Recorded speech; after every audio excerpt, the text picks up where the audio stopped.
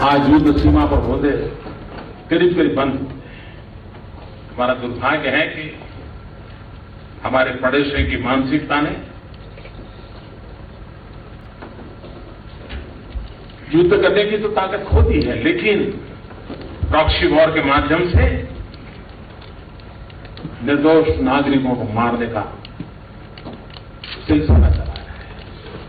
कितने निर्दोष लोगों को मार दिया जा रहा है। युद्ध में जितने जवान शहीद हुए उससे ज्यादा जवान इन बुज़दिलों की गोलियों से मरने के लिए मजबूर हो गए। ये प्रॉक्सी वॉर, ये संकट सिर्फ भारत का नहीं पूरे विश्व का हो गया है, और इसलिए विश्व में जितना सैन्य शक्ति की ताकत की जरूरत खड़ी हुई है, उतनी ही मानवतावादी ताकतों का इकट्ठा आना आवश्यक हो गया है। It's pretty straightforward. Narendra Modi says these people who are pushing the proxy war are cowards. That's straightforward talk. Now, Mr. Parthasarathi, Pakistani interlocutors on the discussion tonight say that it is not right timing, it will affect the talks. I want your response to that. They put up this carrot of talks and they say this is not good. Talks will be affected if Modi talks like this. Arnab, if you'll permit me, I think the Air Marshal has been working and waiting a long time. Let him have a say and then I'll join you in. Please. You're being very gracious. Yes, Air Vice Marshal Abid Rao, you wanted to come in. And General Jaswal joining the debate as well, but after Air Vice Marshal. Go ahead.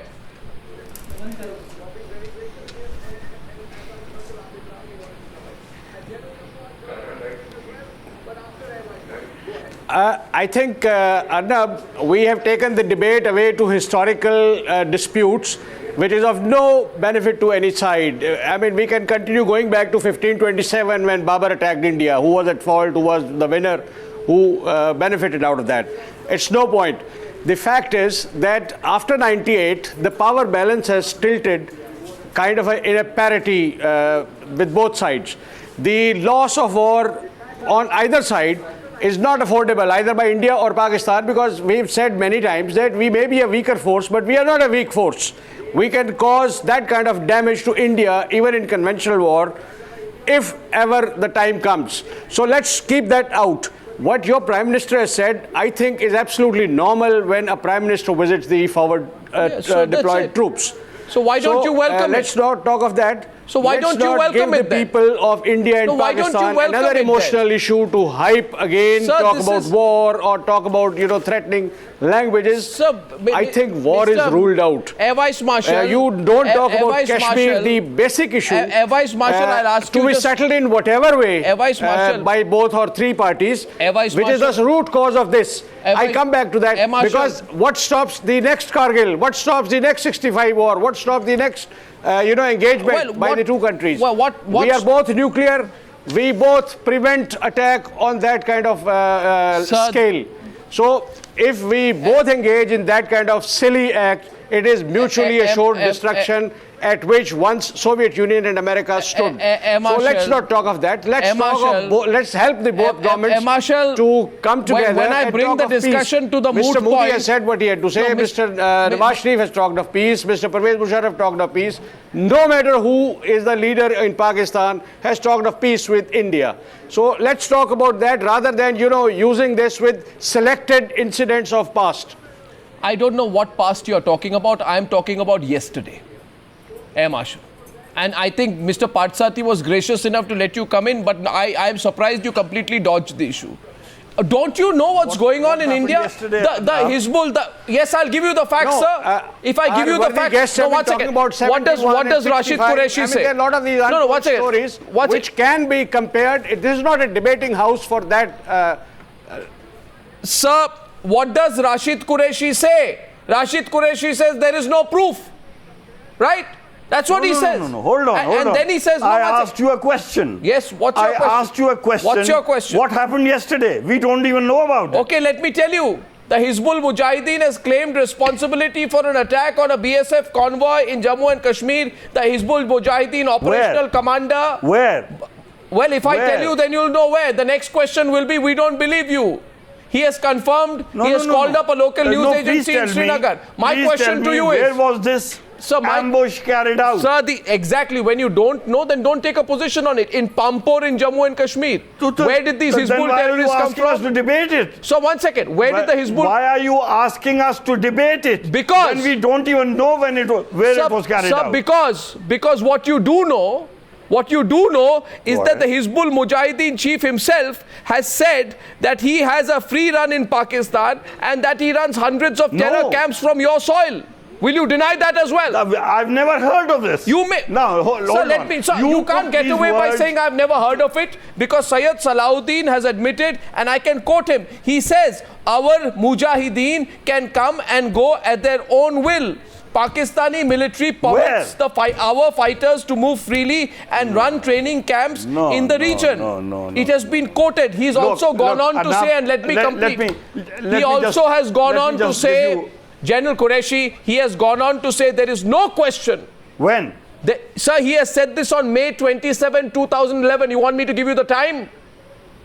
Now, okay, hold on here. Now, you are talking about an ambush carried out inside...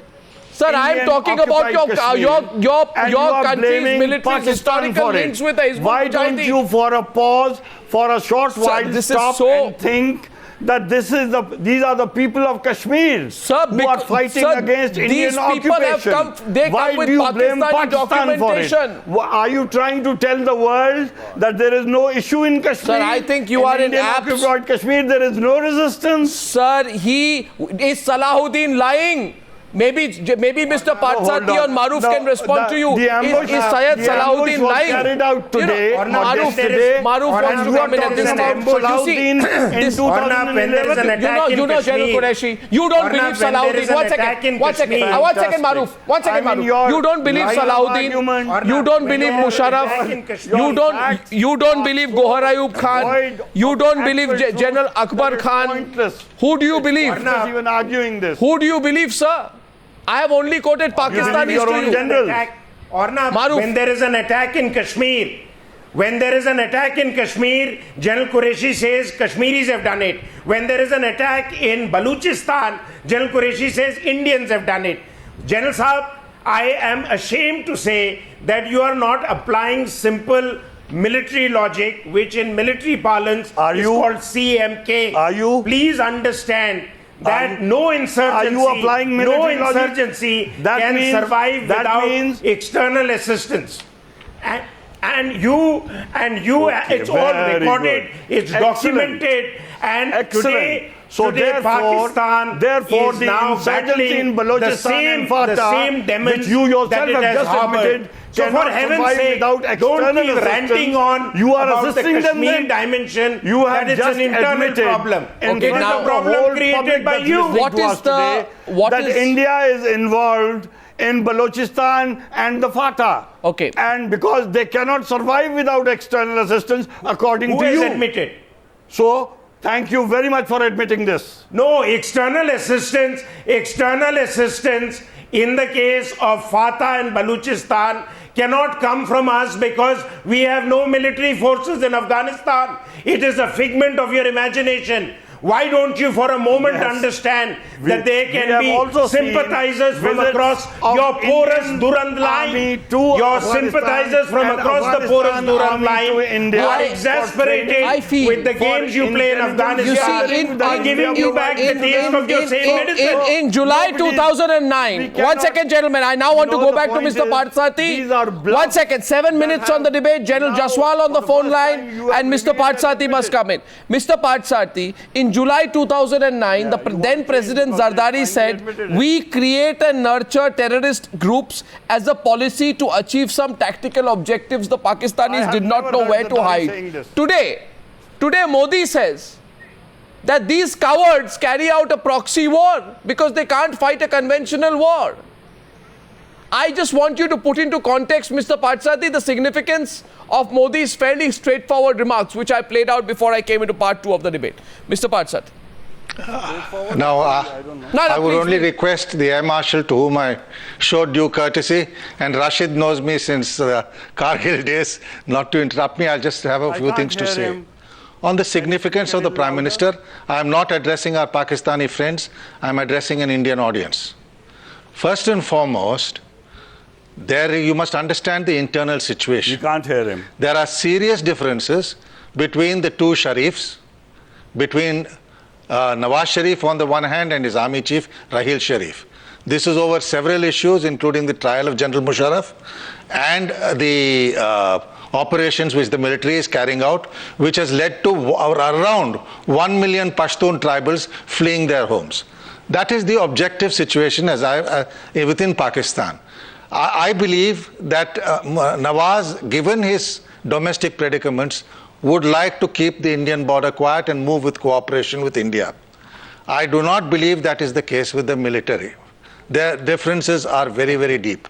Going back to the earlier times on where we are headed. Now, General Qureshi would recall that his boss, General Musharraf, gave us a categorical assurance to Mr. Vajpayee that territory under Pakistan's control would not be used for terrorism against India. That has been violated not only in India, and let us remember that these things are taking place at an important point in time. The consulate in Herat was attacked by the Lashkar-e-Taiba, which the Americans have confirmed, on the day that Nawaz Sharif was prior to his arriving in India. Second, this is occurring at a time when our Prime Minister is visiting Jammu and Kashmir. So there is a very clearly and a concentrated move to step up the heat across the line of control. The question is, how do we respond? My answer is quite simple. No comprehensive dialogue with Pakistan till such time as they reiterate and abide by the assurance which President Musharraf gave us on the 4th of January 2004. Terrorism and dialogue cannot go hand in hand. Well, General Musharraf stuck by his word till 2007. He gave that assurance. No, I'm not. Look, I didn't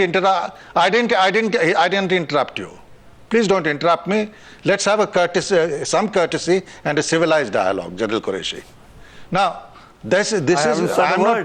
I'm not finding fault with anyone. I am just laying out the realities.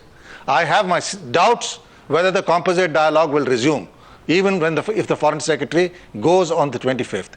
What I find particularly sad is this came at a time when not only the Foreign Secretary was scheduled to go there, but also Sushma Swaraj had indicated that either the Prime Minister or she would visit every South Asian country.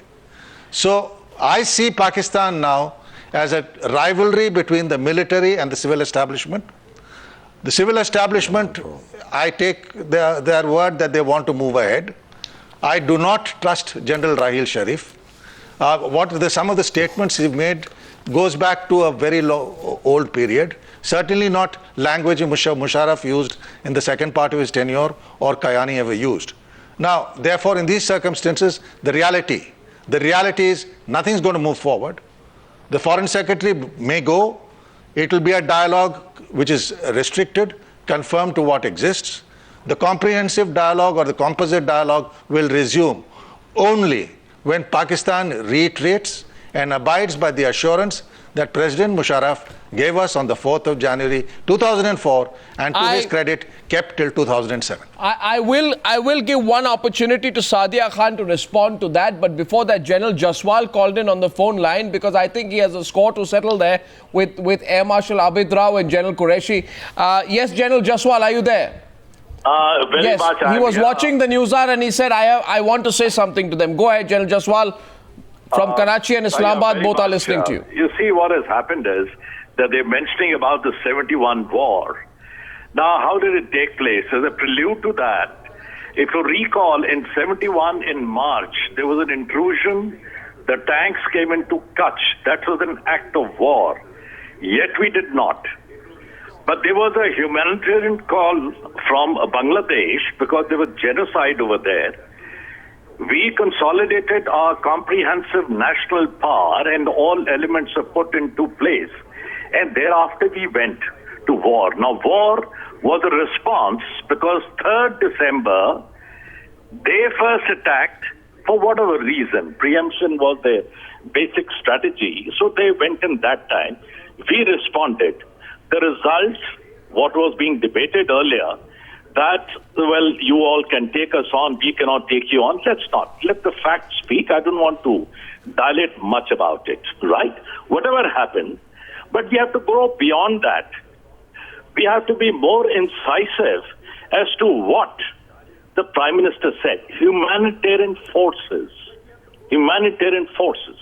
I take your point. What is happening in Kashmir, what is happening in the whole of our country, innocent people are being killed.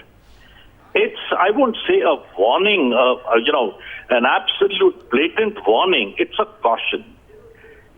Please, for heaven's sake, I totally agree with both of you, the Air Marshal and the General, that yes, both sides, we want peace. Let's take a step forward. Let's not be on a denial mode. Let's actually harp on the facts which are there. And when you say that the Nawaz Saab came in over here, I'm sorry to say, whereas I totally appreciate individually his gesture, but he had no other option. Sadia Despite Khan. the pressure at home, he had to come. Absolutely. Because that was the demand Absolutely. of the hour. He had to come.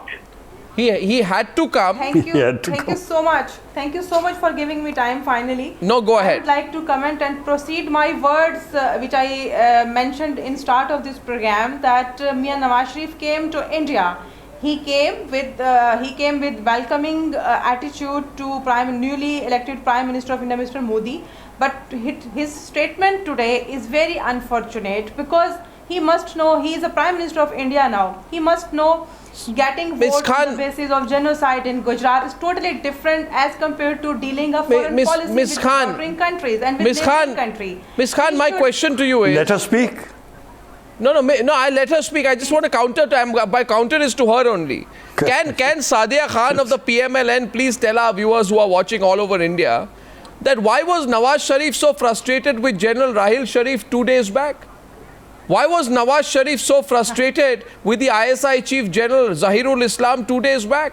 Why was he so dissatisfied? Totally why did he say that? Why did he say that it is unfortunate? I'm listening it from you. Why did? Because it was not. I think it's not part of your program. So you are just blaming over certain. No. Why was Nawaz Sharif, Sadia Khan? There's nothing like this. Ms. Khan, Pakistan Army and elected government of Ms. Khan, why did Nawaz Sharif? Same page. Why does Nawaz Sharif? They are on same page. Why did Nawaz Sharif? Government of Pakistan, they are on same page. Why did Nawaz Sharif tell? In collaboration. Why did Nawaz Sharif tell Rahil Sharif and General Zahirul Islam that we cannot have bad relations with India? Why did he say that? No. This is the very wrong analysis by Indian media. I'm sorry to say, because I'm listening it from your side. There is nothing like this in my country. We are on same page. Well, maybe we are heading towards a better Pakistan, peaceful country, and we are expecting the same thing from other side. Well, I think two people with respect our borders. I'm sure. If I may add just Arnab, just 2 lines. I won't take much of your time. It's very clear what the purpose of this discussion seems to be from your end. One, try to create differences between the Pakistan Army and the Pakistan government. It's not going to happen. One. Secondly, rile up the atmosphere to a stage where talks that are scheduled to take place in a couple of weeks get sabotaged. It's unfortunate. I don't like it. I think we should move towards what General Jaspal said, that we should be moving towards peace, towards accommodation for each other's points of view, and also understand that it's not in Pakistan's interest. It is not in India's interest. Well, I'll give the last word to Mr. Parthasarthi. Sir, it is clear to me. It is clear to me that there are 3 intentions which you have, General Qureshi. Sir, it is clear to me that you have 3 intentions. Get on. Sir, it is clear to me you have 3 intentions. One is to keep a divide between the Pakistan Army and the government so that the army can continue to do what it does. That's not going to happen. Second is to try and ensure that talks are not linked with terror after Modi's comment. That's not going to happen. And third is, you still want to shoot off the shoulders of Syed Salahuddin and Hafiz Saeed. And when I ask you questions about it, you're going to turn around and say, who is Syed Salahuddin? Next time you'll tell me I never heard of him. Last word goes to Mr. Parthasarthi. You've spoken only once so far. Mr. Parthasarthi. Mr. Parthasarthi has the last word. With due deference to the lady, your own writers ranging from Najam Sethi to Imtiaz Gul point out the serious differences which exist between the 2 Sharifs, Nawaz and Rahil. And everybody knows it. It's all over the American press. It's all over the world. So for God's sake, don't give us this. We aren't buying. There are serious differences. I give credit to Nawaz Sharif that he wanted to give it a try. But before he came, his brother had literally to go and plead in Lahore with General Rahil Sharif to let the visit go ahead. There were 2-hour meeting between Shehbaz Sharif and General Rahil Sharif in Lahore before absolutely. Nawaz came here. So the differences are very well known. And for your information to the lady, I've known Mr. Nawaz Sharif since 1982, before you joined the PML. Now, the fact of the matter is, I'm willing to give him the credit. I don't think the army is going to give him space. And India ultimately is not going to go by what are your internal differences. We are going to go by the situation on the ground.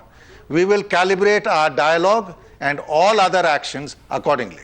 Well, gentlemen, ladies and gentlemen, to our guests in Delhi, Karachi, Islamabad, thank you for joining me on debate number 2 on the Newshour tonight.